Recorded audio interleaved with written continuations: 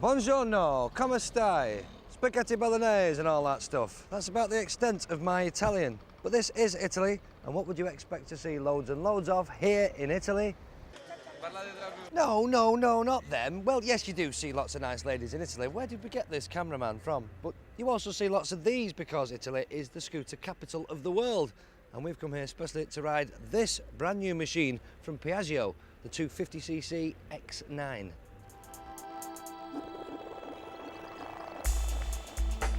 This new model sees Piaggio's entry into the large maxi scooter market.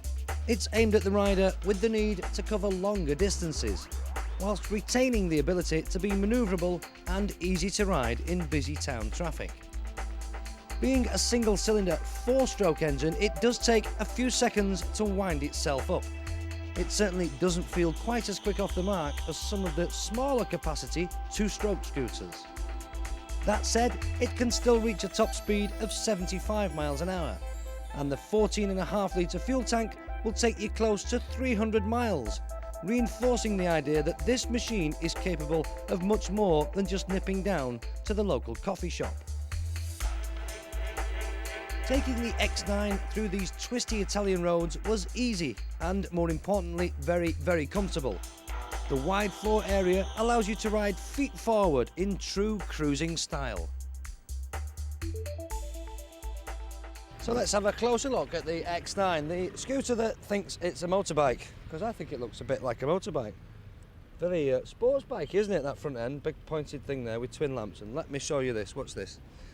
Turn the key on, put the side lights on. Look at that, up there in the corners. What's that? It's an R6, isn't it? Supersonic sports bike like an R6. Very, very smart, very funky front end. Big screen, big floppy screen. Look at that. Very bendy. That's so you can do Rolf Harris impressions if you're stopped and bored at the traffic lights. Like that. You know what I mean, don't you? Wing mirrors. Great big wing mirrors. Massive wing mirrors. Stick out a long way, but you can see everything that's behind. Very, very useful, especially when you're riding around Italy, because they don't give you a lot of room in Italy, I have to say. And then come and have a look at this funky dashboard. Look at all them lights. Like a rocket ship, look at that. It's a scooter, remember this. Everything on there, and a clock as well. 8:32 AM. AM, that's morning, and this is me alive in the morning, yes. And then if you push the key in, this big glove box opens here. You get a couple of bits and pieces in there. There's another compartment up there for putting your sunglasses in or your driving licence or whatever. A couple of switches here. That one does that and opens that, which is where your gasoline goes, as it says. This other one releases the seat. Just watch this. Look at that. Cavernous, big hole there under the seat. Plenty of room for a full face helmet and loads of other room as well. And in here there's a courtesy light in there, which is very poncy, and there's a power supply there, cigarette lighter type socket there, so you can plug your laptop in or charge your mobile phone up or whatever you want to do. This is very useful down here. Toolkits there. This is a rain cover which goes under the front of the seat, pulls over it and stops you getting a wet bum, and I think that's a great idea. Very, very useful as well, especially if you live where I do, in the rainy city in Manchester. But nice big boot compartment there, and a big comfy seat as well. We've been riding this up the hills and round the towns, and it's no problem at all. It pulls well and still handles pretty well as well, with another person on the back. Big chunky grab rails and a lovely big curved back end, eh? Look at that, just how I like them. Now there's an old saying about when in Rome, so I thought I'd try riding Italian style, helmetless, only at very low speed and not on the main road, you understand. Now I should point out that this is highly dangerous and not recommended unless you actually want a hairstyle straight out of a 1970s Bee Gees film. This machine actually has 3 disc brakes, and squeezing on the right hand front brake lever will operate just the right hand front caliper, although I have to say that this alone really didn't have a great deal of bite. For any decent stopping power, you really must use both brake levers together, the left hand lever operating the rear brake and the remaining left hand front.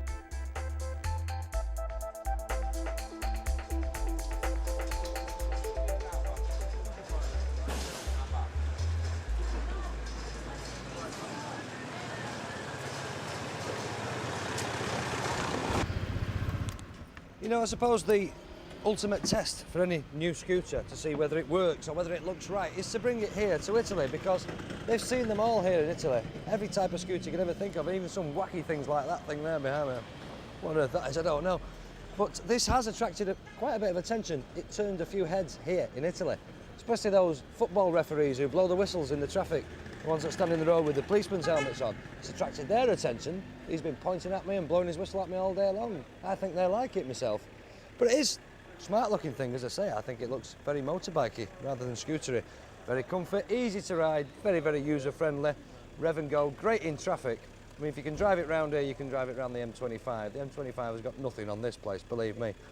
And I think if I only ever went to work and back on my machine, I think I'd have one of these, no problem at all. Just storage space, comfort, as I say, everything you need, and good economy as well.